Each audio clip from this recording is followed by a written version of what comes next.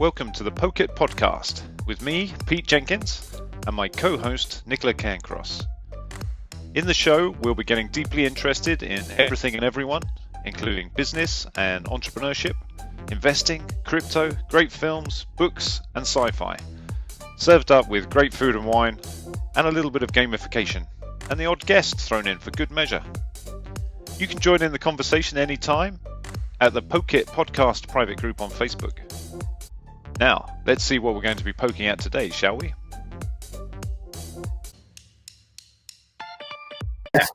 Welcome to another week of the Poke It podcast. With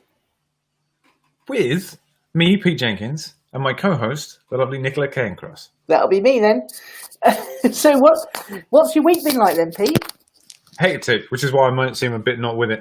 I've done 4 workshops in 4 days, plus I've just come off a couple of hours of teaching my new batch of university students. Wow.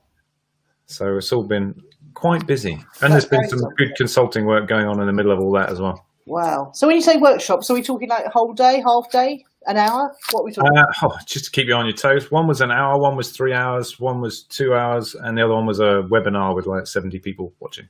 Very cool. So, really getting stuck into this whole virtual working thing then. Yeah, it's been fairly non-stop since like the first week of April. Yeah. And what else have you been up to? Managed to get out at all anywhere? Any good dinners?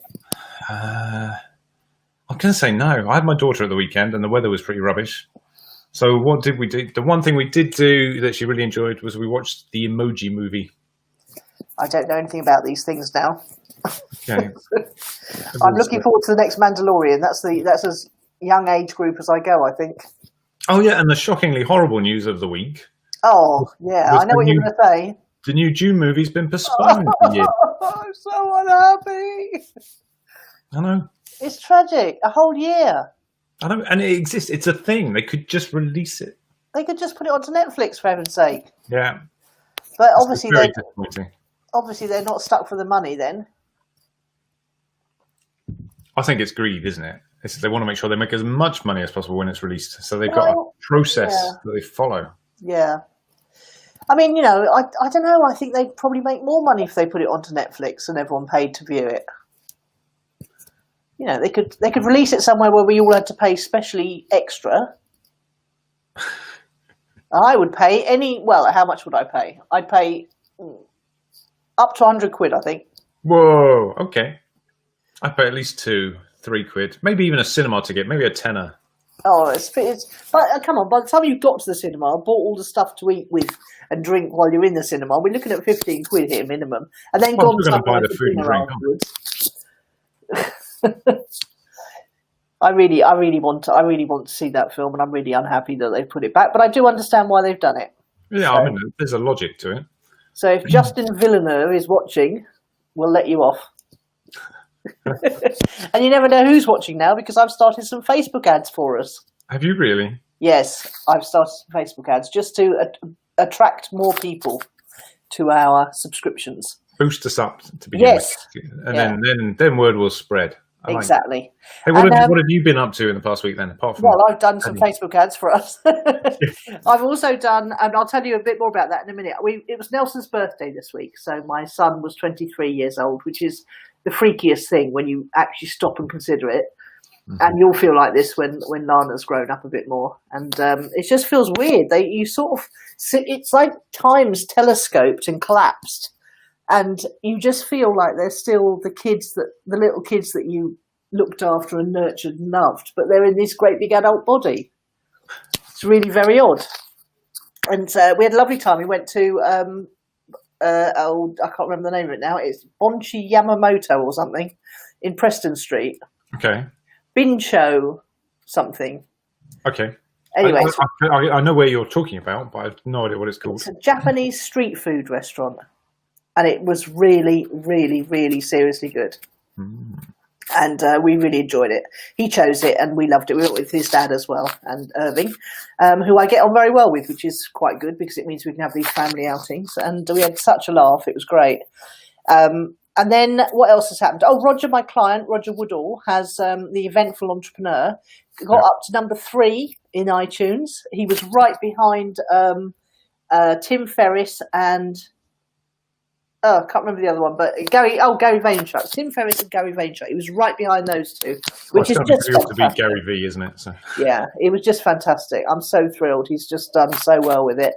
I've been looking at getting our messenger bot going so people can subscribe to be notified when, the new live version of the show we do every week on a Thursday, and then the recorded version, which we premiere on YouTube now at 12 o'clock on a Friday.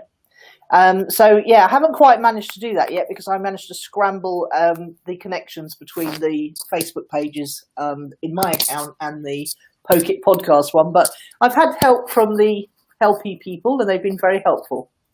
Which is more the helpy people. Yes, the helpy people, and they were very helpful. Which is all you can ask from a help desk, isn't it? Really? I know. I just don't think I've ever seen a job ad for a helpy person. But yeah. Well, the more helpful you can be, the better in that job.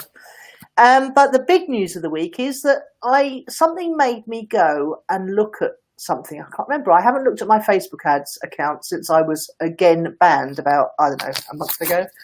And I went in there this week, and not only have they lifted the ban on my personal ad account, but they've lifted the ban on my Clicks Delete ad account. And so that made me then try out. I wasn't allowed to send my personal URL or email to anyone. Yeah. That's lifted as well. I just don't understand it. I don't understand why I was banned in the first place, and how they can just lift it and then not tell you. Now look, perhaps they're just getting desperate for what are you doing with your headphone? Because it's causing a fuzzy noise on the... Oh, I'm so sorry. I will let go of it. I've been fiddling with it. Oh, that's not good, is it?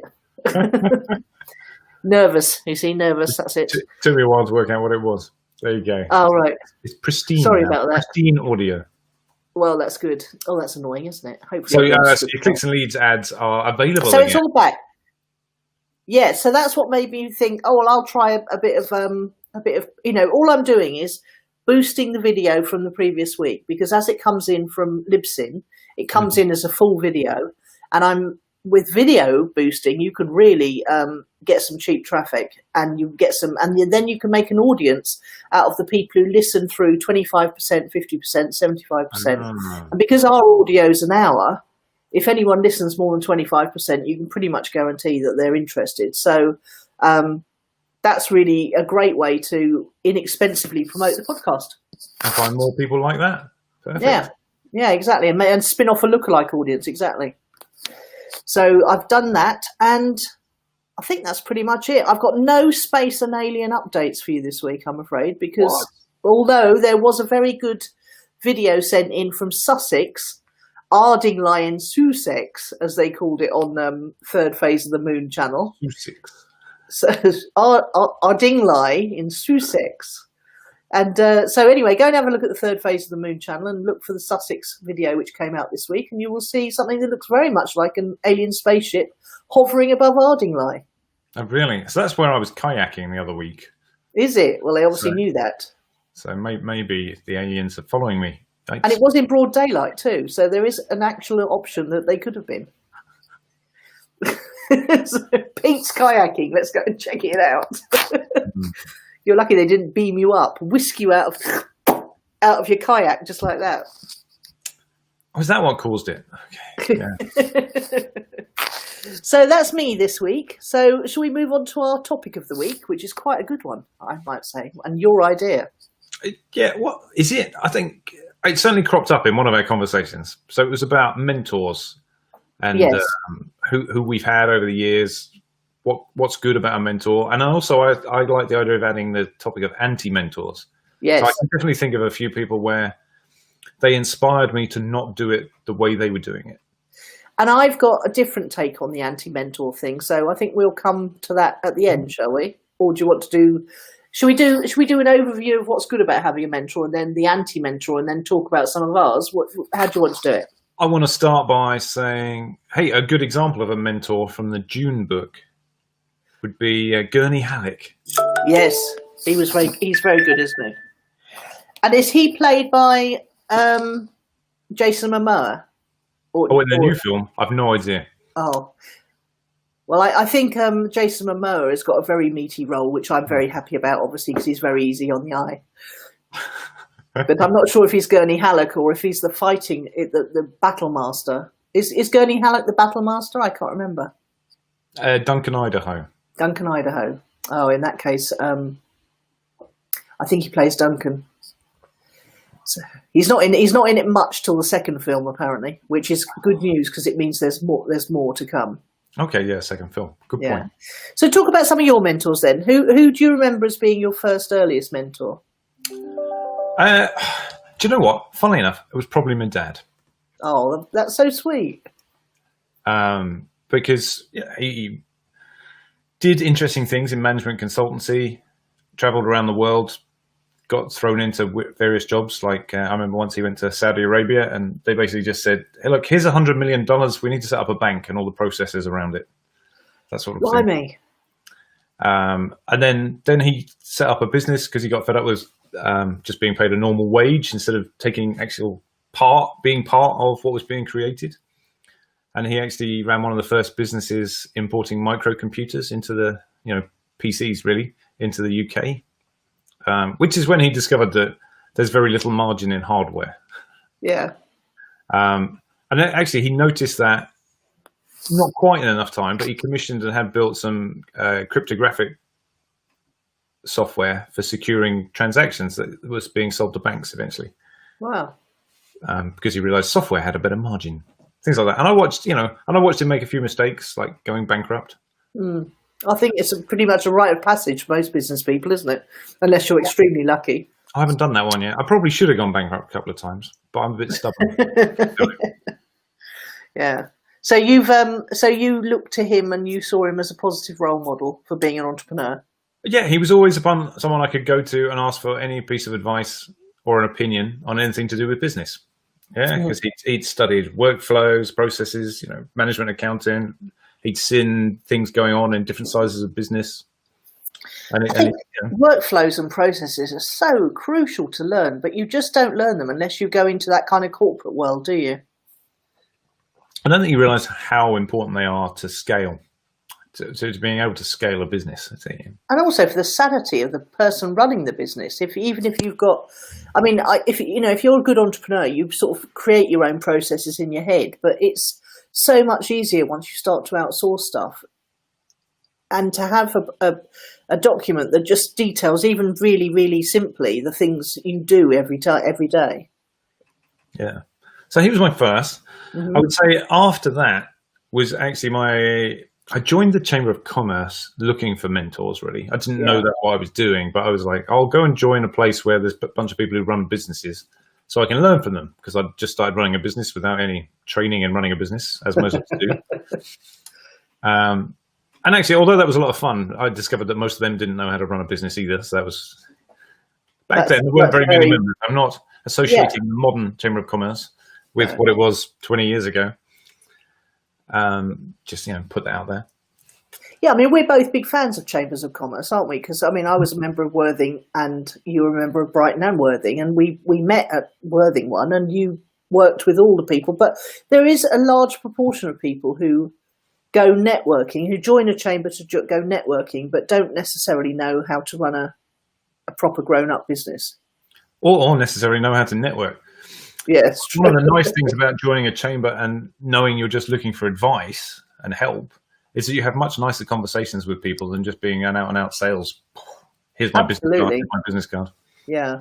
Because you're looking to learn, so you're asking questions. That's really cool, isn't it? Yeah.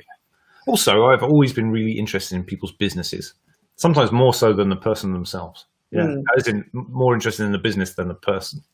Like, what does that do? Who's that work for? How does it work? Yeah. Is that a new business model? Have I come across that one before? Yeah. It makes you very popular, actually, if you ask lots of questions, doesn't it? Yeah, how to win friends and influence people. Just ask questions and listen. So. And did you find anyone? That's a loaded question because I know the answer. You have got a mentor, haven't you, from Brighton Chamber? Well, there's a few people I've worked with. I used to. I see what you're saying. That came later, actually. So in order, the first thing I did was join ProfitNet, which was a university project that was advertised through the Chamber of Commerce, which was a peer-to-peer learning group like the one we met on. Mm-hmm. Okay, but it was run out of the University of Brighton, out of the Centrum, the Centre for Research and Innovation and Management. Oh, it's a good old corporate name, isn't it? Yeah, it still exists, Centrum. And there's some really nice people there as well. And that was basically a bunch of people who met every month, all signed confidentiality agreements so we could share the real troubles without fear of them being spread around the other companies we know. Yeah. All running businesses, all experiencing similar issues in different ways. So every time someone raised a problem, you learned from it. That was probably my favorite mentoring experience style. It was multiple people, because between everyone in the group, there's someone with experience of the issue. Yeah. Or something related to it. Which is why after I did that, I joined the one that Worthing Chamber had, where I met you. They're called masterminds in my world more than peer mentoring groups. Yeah, well, the academia would call them action learning sets. Oh, okay. Because of the process, you bring a thing, you discuss it in the different formats, and then you commit to doing something about it and reporting back on it the next time. And that's what makes it work. It's that confidential area, and then committing to delivering 2 or 3 of the ideas. Yeah. To improve your life, and then feeding back on it. And, whereas just chatting to people, you don't necessarily go away and do the thing, do you? Yeah. Well, masterminds are quite intense like that. You do the thing because you don't want to look like a fool in front of the others when you come back. Yeah. The peer pressure element is good for that. The accountability. It's sort of invisible accountability because nobody's actually wielding the whip, but you just don't want to look like an idiot. Yes. Yeah, it would defeat the point of turning up as well. Yeah. So have you had any sort of more personal mentors ever since that? Well, I mean, I kind of want to highlight a couple of things that work well in the mentoring groups. Oh, okay. Just thinking about it. It was almost also like having a non-exec board of directors without having to pay a fortune for it, isn't it? But what I found was whenever I had a big issue, if I took it to the mentors, I'm going to call them mentors plural, they would give me interesting feedback that I wouldn't necessarily have considered, because you're often, when it's about your own business, you're emotionally attached to it, aren't you? Yeah. So I remember in the ProfitNet group, I was talking about an area of my business, which was security software sales, which was driving me insane. It was, I don't know, 80% of my turnover, but maybe 5 to 10% of my profit. And it was just a nightmare to work with. It was causing me a lot of stress. And they just said, hey, why don't you get rid of it? Which I would never have thought of, because it was such a big part of my turnover. Yeah. So that led me to selling the first part of my business that I went and sold. So did you have to go through a sort of change process there, immediately rejecting the idea and then starting to think about it and then actually thinking it was the solution after all? It was more like they said it and I was like, mind blown. Why would that not occurred to me? Mm. And it was one of those things where I went back the next month and they were like, oh, well, what did you do about that? And I was like, well, I've had 3 meetings and I've got an offer. Very good. Brownie points for that one. Yeah.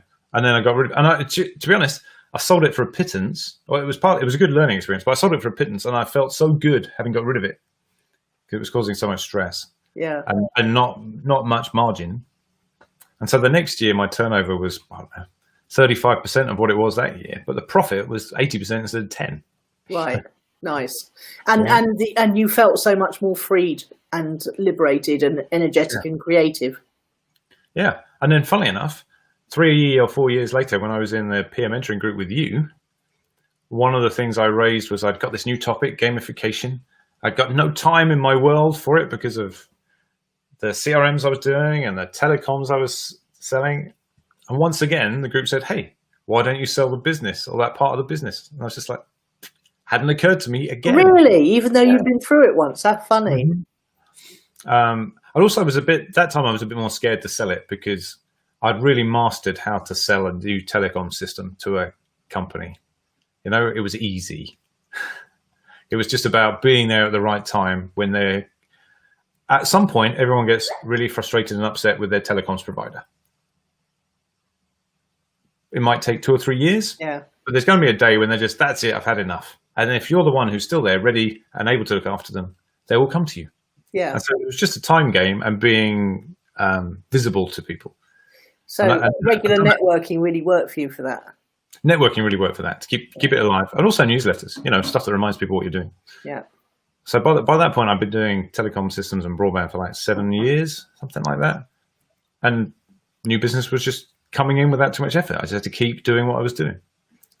But also low margin, quite stressful. And it was filling a lot of time as well, because looking after, if you're the liaison between an end user and a major national company like, I don't know, BT at the time, you've not got much control over a situation when it goes wrong, which caused these grey hairs here. Those ones in particular. Yeah. Oh, great. These ones were like having a child, and then these ones were BT related. It gradually sunk down your body. We won't go any further, Pete. We don't want to know what's happened to your greyness down I below. don't look any further down. Get naked. Mirrors that only go from there upwards. And then what happened? So, because of the advice from your group that I was in, I went and spoke to my 3 current telecom suppliers and one other person who I knew from networking. The first one made an offer, albeit a low one. The second one, when I went to chat to them, I said, hey, I had an offer. So they offered me a higher amount. And then by the time I spoke to the third one, they were like, I'd had 2 offers. I was feeling very confident and I got a really good offer. The fourth one, the networking one, funnily enough, didn't make an offer, but it was only because he'd just spent about 20 grand on dentistry and was just feeling personally broke. So didn't feel in the mood for he had a good smile, company. but feeling very flush. Yeah. Even though it's a different money pot, it's in the business. He just, mentally he didn't feel it. Yeah. Which was quite funny in its way. And actually what I've done ever since is I've seen what people liked about buying those businesses. And both were easy to sell. They took a month and a half each time. Wow, that is quick, isn't it? Yeah. Did you have to get much, legal stuff done, or lawyers, or due diligence, as they call it? I mean, shockingly, I'm not a huge fan of that, but no, it's the short answer. And the reason for that is both had a very particular business model, which was subscription, monthly money coming in. So it's really easy to prove how many clients you've got, how long you've had them, how much they're bringing in. Yeah. And people absolutely love recurring revenue when they're buying a business. Yeah, well, that's the other thing as well. So both were in industries where there's a valuation model. So telecoms, quite often it's 7 times recurring income. Right. So that's a price everyone's aware of, and then they're just haggling around that. Right. Yeah. And so similarly, there's different pricing models for different industries, depending on your gross margins you're achieving and how long you keep the clients. But the conference I have, many conference companies grow by buying conferences. So you get it to a certain point and you sell it. Similarly with awards businesses, similarly with software businesses. Yeah. The only thing that's actually really difficult to sell, in my opinion, is consultancy built around a personal brand. Absolutely. Yeah. Because how do you take the person out of the personal brand? You can't. That's very hard. So all the new businesses I've added ever since have had their own individual brand. Yeah, so that's why I have clicks and leads as well as NicolaCairncross.com, because I want to one day, if I had a bunch of recurring revenue mentoring students, anyone who knows how to do what I know how to do could take it over. Yeah, well, then you've commoditized it. You've made it into a business with processes, and it can happen. Yeah. I mean, the closest I've come with my personal consultancy is licensing it to people in different parts of the world and train them in my approach to delivering it. Yeah, so it's more of for a franchise license model, but it still revolves around me. If I disappeared, it wouldn't be that easy. Yeah, we're getting off the point. We need to go back to mentors. Mentors, yes. We can talk about licensing and franchising later. So that was that one. The final one from a business perspective was after that. When I sold that business to get into gamification, I was moving from selling a product to selling services consultancy. And I had no idea how to price that. So at that point, I went and actually hired a business coach, business advisor. Who had a proven track record in selling consultancy? Yeah, and particularly in pricing for that as well. I can't remember if she's finished the book now, but she's written quite a lot on the subject of setting your prices, particularly around this area. Yeah, because it suddenly gets a bit personal, doesn't it, when you get to that point? Yeah, well, and also it's about self-esteem as well, how much you value yourself. So I was really struggling with it. Yeah. Whereas we know now that it should be about what value you're going to bring to the company and how much extra revenue they're going to generate as a result. Yeah. I mean, pretty much every time I met her, every month, she was like, so which price can we put up? Oh, good. So really encouraging you to keep pushing the envelope. Yeah. And it's partly because of her that I ended up becoming an international speaker, because there was one sort of flippant conversation which was around I was interested in going abroad a bit through the business, maybe going to a conference. And she was like, well, why don't you speak at one? Once you're an international speaker, you can put your prices up because you're an international expert. And then look where that led. Yes. All over the world, that's where it led. It did indeed. Yeah, good stuff. That was cool. And are you still working with her? No, because I've managed to put my prices up quite high. Mm-hmm. So also, I didn't grow my business as fast as other people she works with grow their businesses. I'm going to say probably because I'm also a part-time lecturer and I have a few other things going on. So I've never really grown my consultancy business as a massive consulting business. Yeah, that's more the type of company she works with. So I was a bit of an outlier in that respect. So did you have to persuade her to take you on, or did you, because you knew each other, didn't you? You knew each other from the chamber. Absolutely, past president of Brighton and Hove Chamber. Yes. As your mentor, it's not a bad plan. Nice, very nice. Yeah. And do you have? Because I've got a great long list of personal and virtual mentors. Do you have people that you follow online, or read their books, or look at their videos and things like that? No, I don't. I read a lot of books, and if I took one general theme, it would be random books on my mentors. The more I read, the more I like. From a personal coaching point of view, the closest I got there was working with one chap who I had a brief conversation with, who taught me one trick that personal coaches do that I've used ever since, and it really works for me, which is about expanding your comfort zone and doing something tiny and extra, trying it out, and then that's now in your comfort zone, and how you can just keep growing and growing as a person or a business or whatever by just trying stuff and adding it into the comfort zone. And now I use that for everything. I'll deliberately. Can you give us an example? So quite a few years back now, I went, I'm really scared of public speaking. Why don't I add that this year to my comfort zone? So, and then you say, so I'll do one talk somewhere. Yes. Yeah, and then you try it, and you go, oh, okay, that was like that, and then you expand it out, and maybe then next you're like, oh, I'll go for a bigger audience or an audience in a different place, or maybe these days it'd be like, maybe I'll try an online webinar. Yeah, that sort of thing.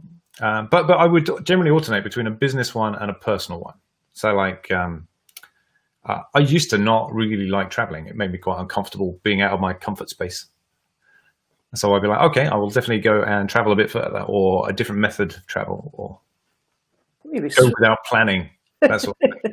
You'll be going to the Far East on a self-directed dhow or something soon. That sounds like fun. I think of you as someone who travels effortlessly. That's interesting, isn't it? Yeah, but I had to work at it. Like much stuff. I mean, so these things happen.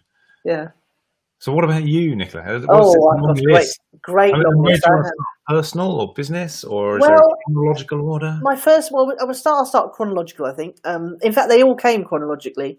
The first one was going to work for a local doctor who was an incredibly interesting man, property investor, very wealthy. And he'd been brought up by the Jesuits, and he had a very inquiring mind, and his name was Dr. Pitt. He's sadly no longer with us. I went to work as his receptionist, and he took me on the sheer force of personality, because I wasn't very good at filing the patient records in the right place, I'm a bit dyslexic, I think, number dyslexia, certainly.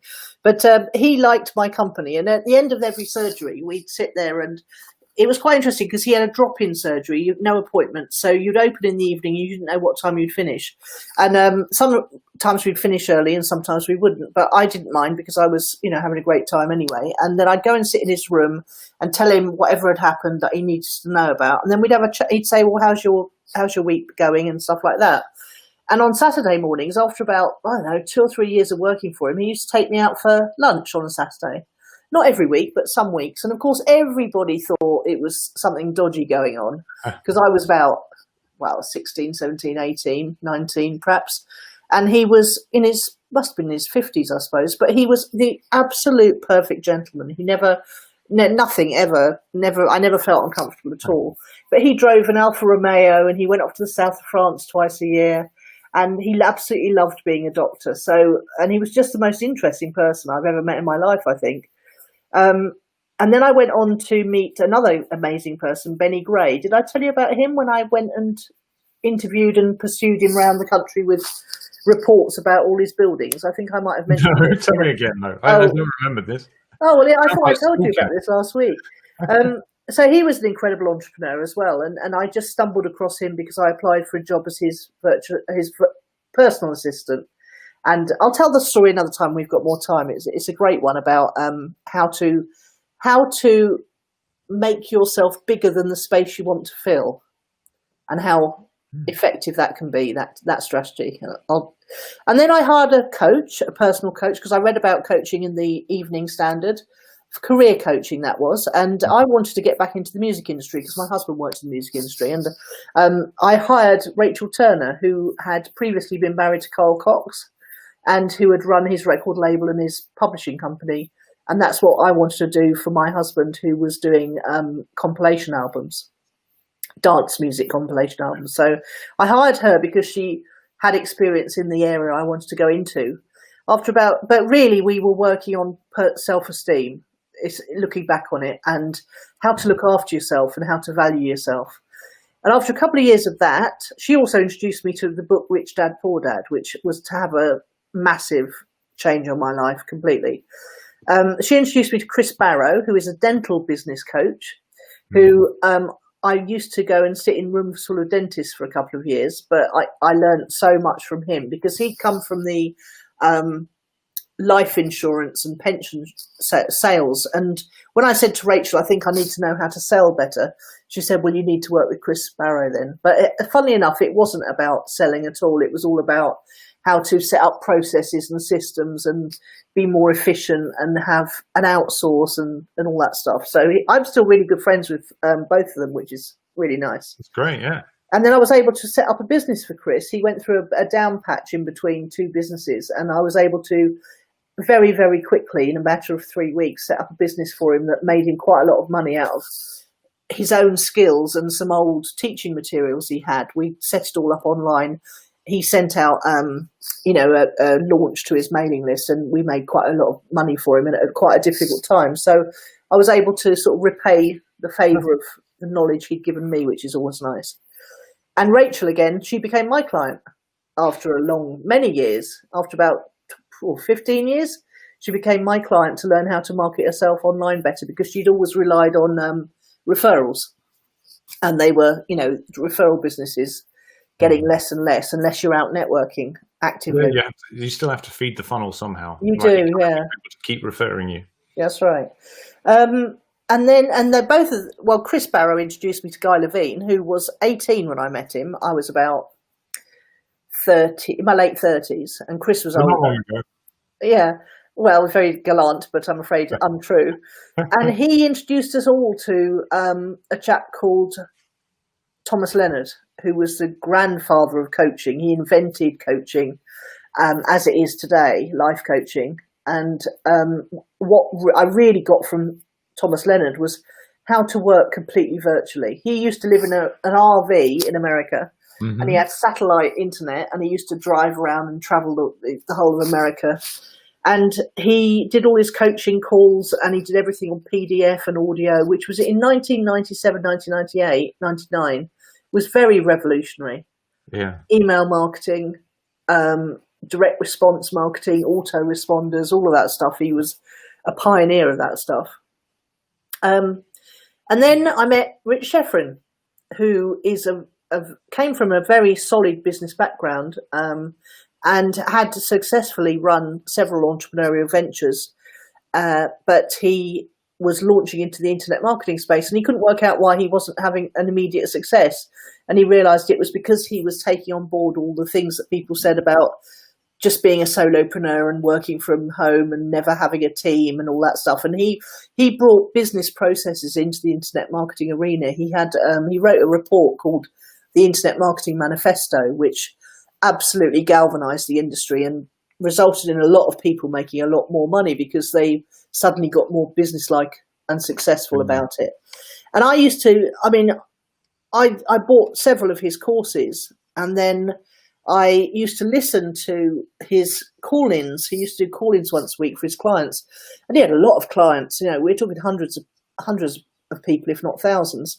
But not everyone used to call in, and so every week you'd have about 30 or 40 people who call in with a question, and the calls used to run 2, 3, 4 hours. And he'd send out the recordings afterwards, and I would just literally listen to them. It was when we were going through our troubles, and I found it incredibly useful, because if you know your coach really well, you can actually hear their answers to any questions that your brain comes up with, and you hear it it's probably your intuition and your own subconscious talking to you, but you hear it in their voice. So I think that's a good thing as well, because it's like classic line, is it? Think of someone you believe in or think would make the right decision here, and think, what would they do? Yeah, it is about making you think a bit differently from how you normally think, actually. Yeah, and the thing about Rich, I'm always attracted to mentors who are unemotional and male, obviously, apart from Rachel, because I'm very drawn to that unemotional, logical, unhysterical sort of thing that I think men bring to the table, because I was quite emotionally swayed by lots of stuff, and I've got a grip on it now through another mentor who I was about to meet, which was Andy Shaw, who I met him when I bought my hotel. I was living in Spain with my husband and children, and my sister rang me up and said, "You've got to meet this guy. I've just met his friend, and he's got like 270 properties."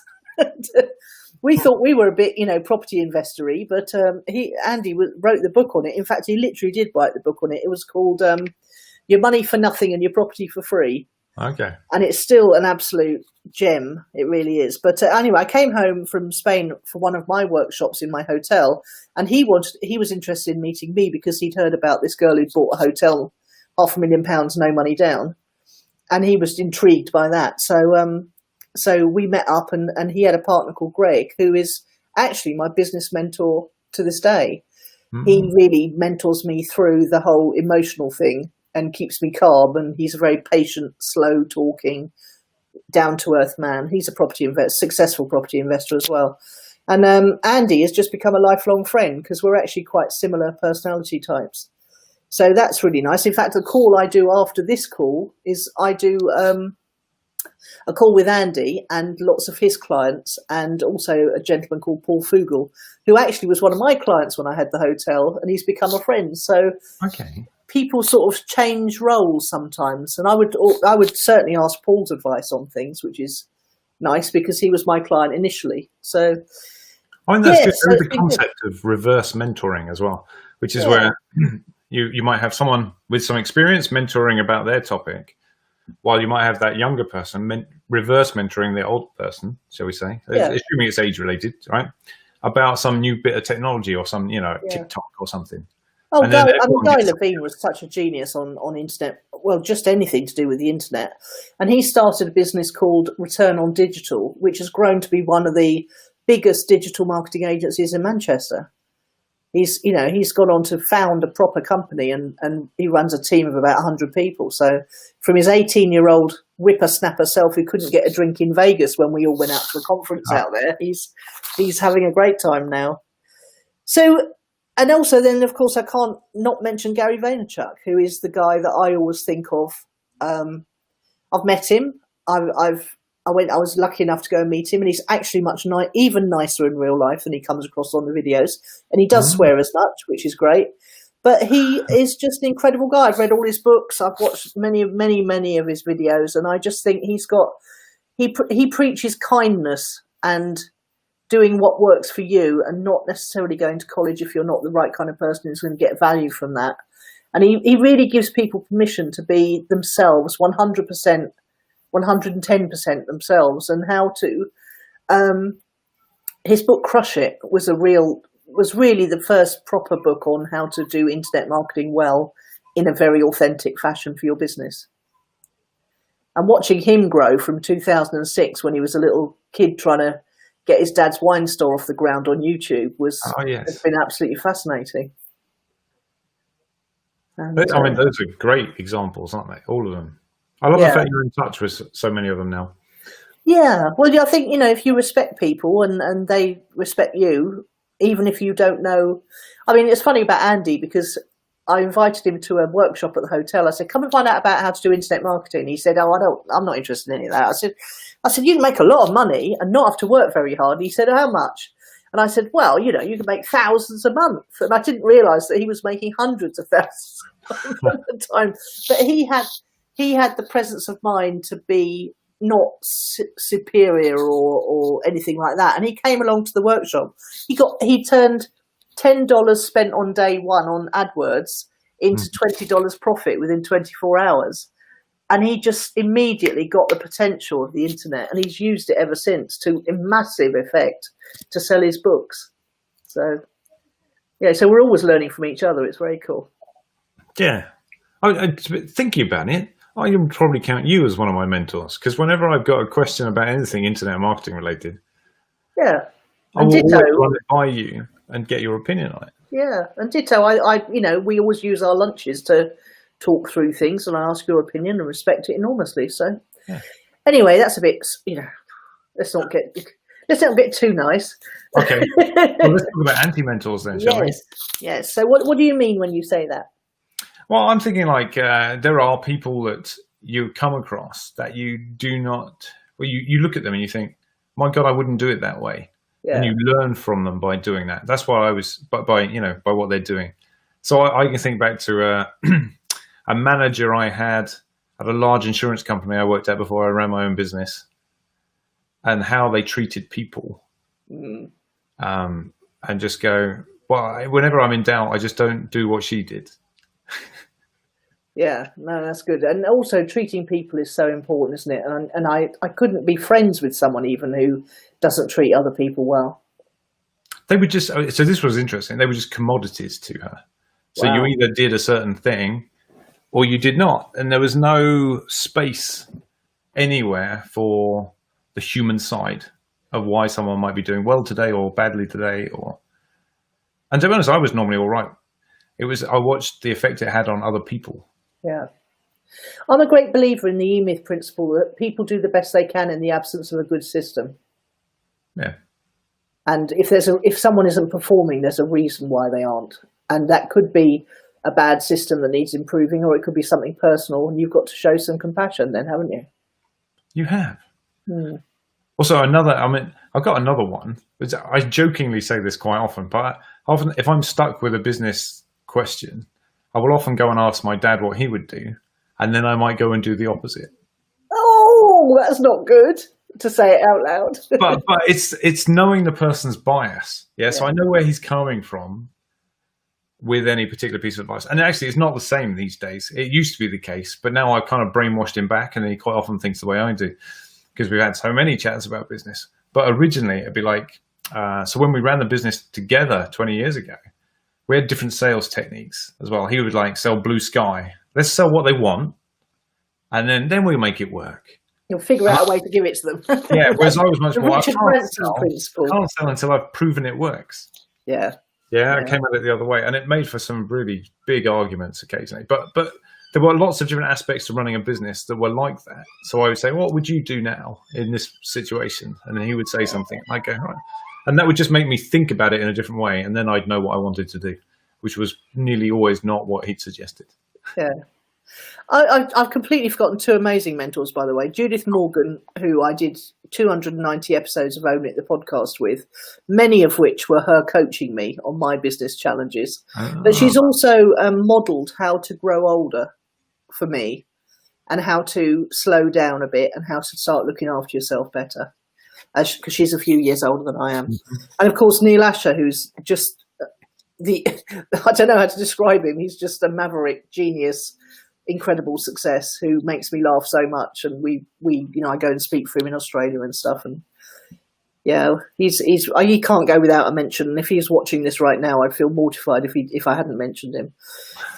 But interestingly, on the anti-mentor side, the things I can't say I've learned from people doing things badly, because I get so repelled by that I can't be around it. And I've been lucky enough not to be in jobs for years. But I think the downside of having mentors, especially when it's a formal relationship where they're your coach and you're paying them and you're supposed to listen to what they say, is that you can lose trust in your own instincts.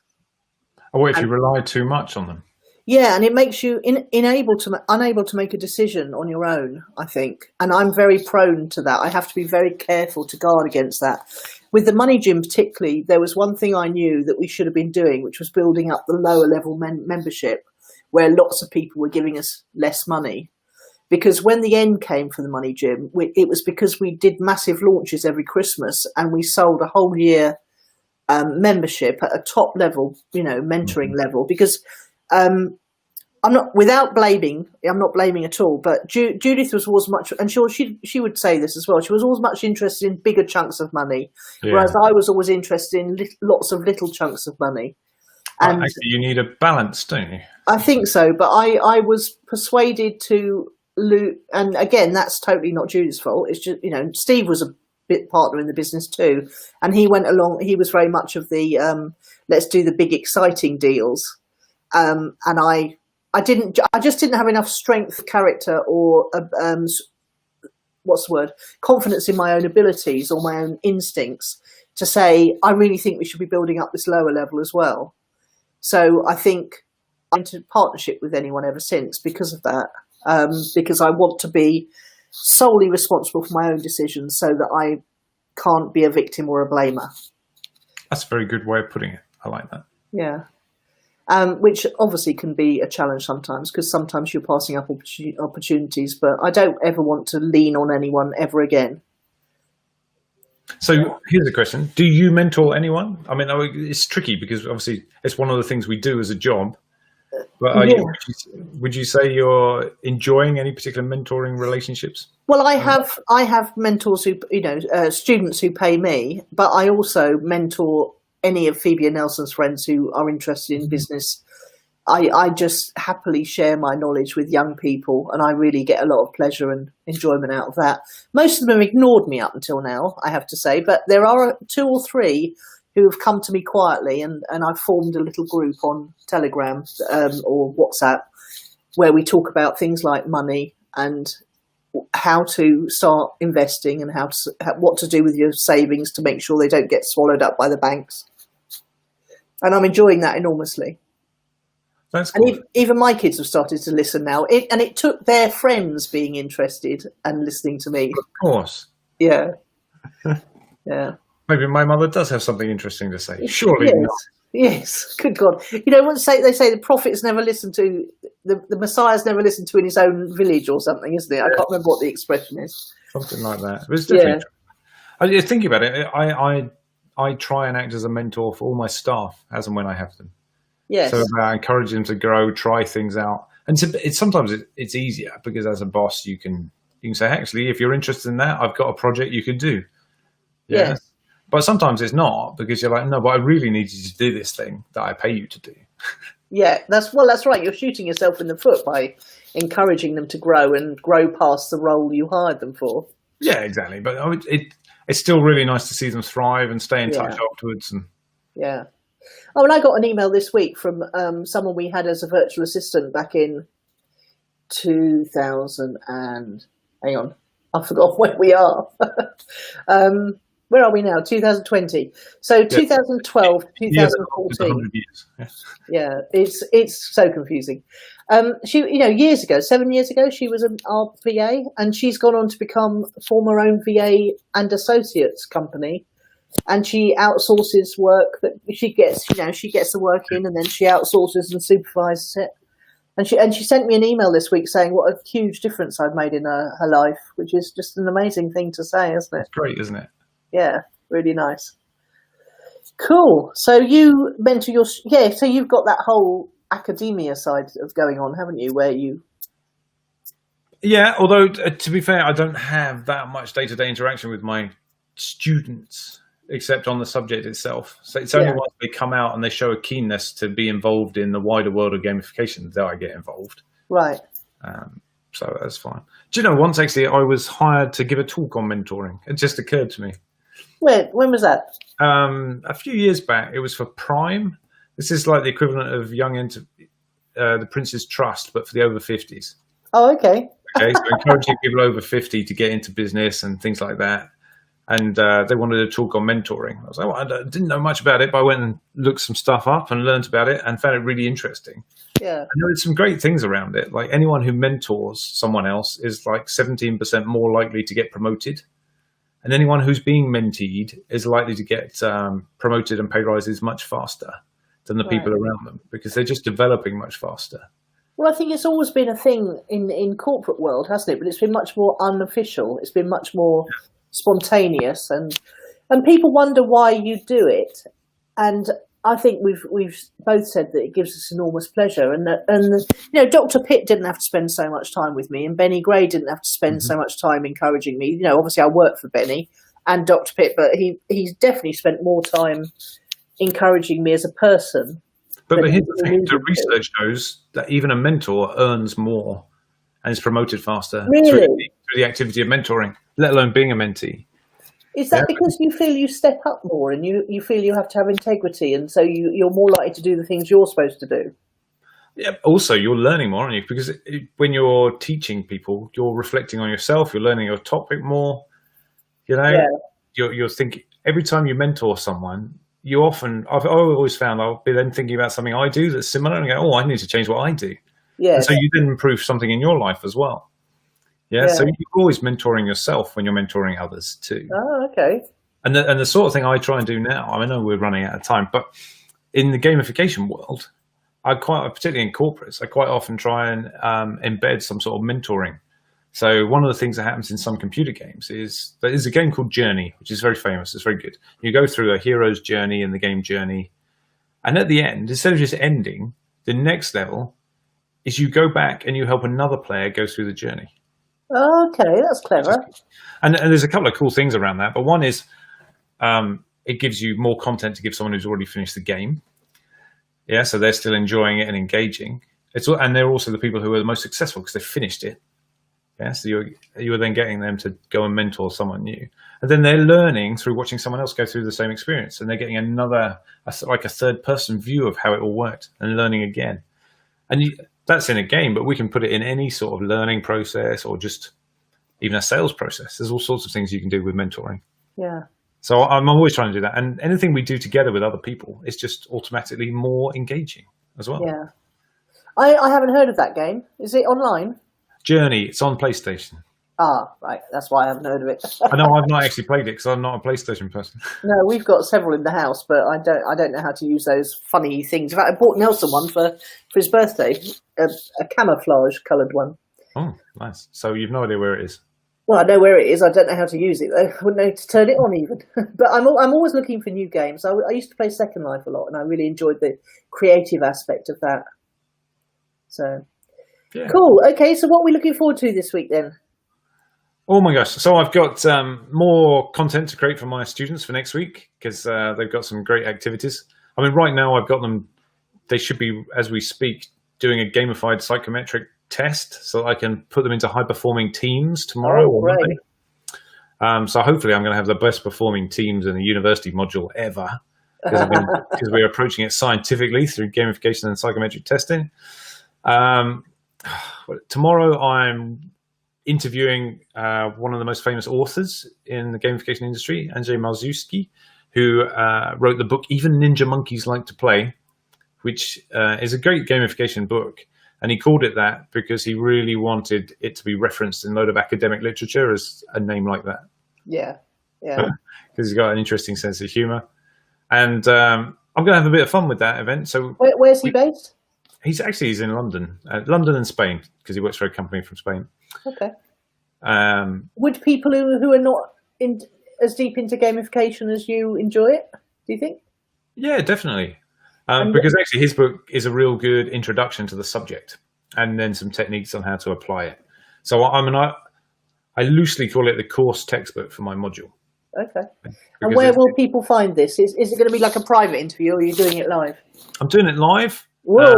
Event as a gamifiers meetup Although, if you Google my website at gamificationplus.uk, it'll pop up a link straight to this event. It's free to attend. I've sort of ordered some of my students to attend. We'll see how many go as well and watch it, but that's up to them. There's a little bit of networking, then I interview him, and then people can ask questions, and then we go back to do more networking. And this time I plan to embed some games into the whiteboards that people are sitting around in the tables, so we'll see if we can actually play a game as well. Oh, cool. I'm quite looking forward to it tomorrow in that respect. I've got some other stuff, but those just today and tomorrow seem quite busy. Anything planned for the weekend? I know we're having lunch on Monday.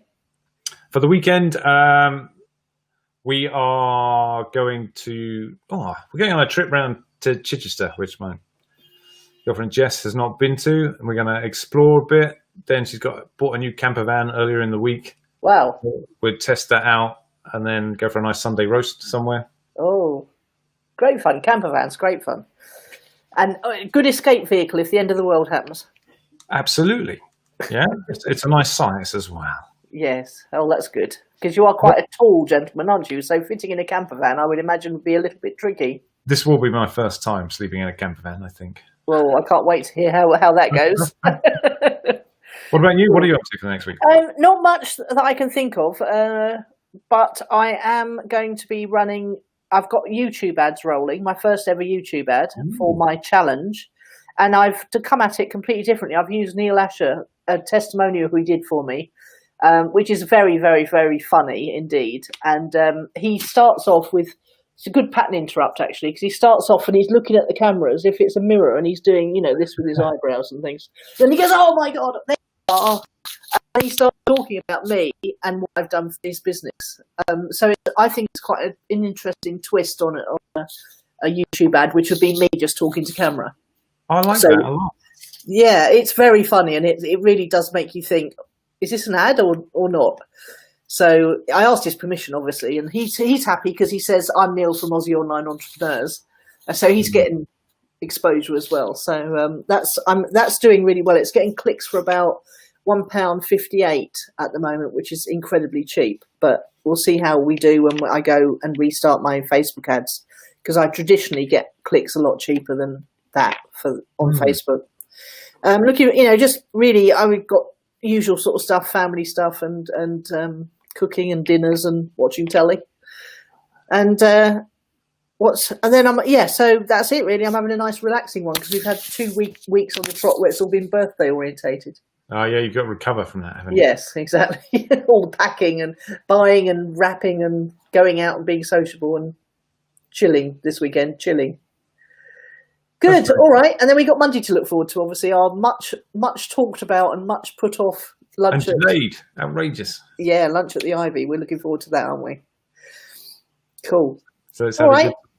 Well, we can report back and tell everyone what we ate and show pictures even next week. Like you're thinking. Okay. All right. See you then. Bye for now, everyone. Bye. Bye. You're listening to the Poke It podcast with Pete Jenkins and Nicola Cairncross. You can find Pete at gamificationplus.uk and you can find Nicola at clicksandleads.com. And do come and join our private Facebook group. Just search Poke It Podcast on Facebook.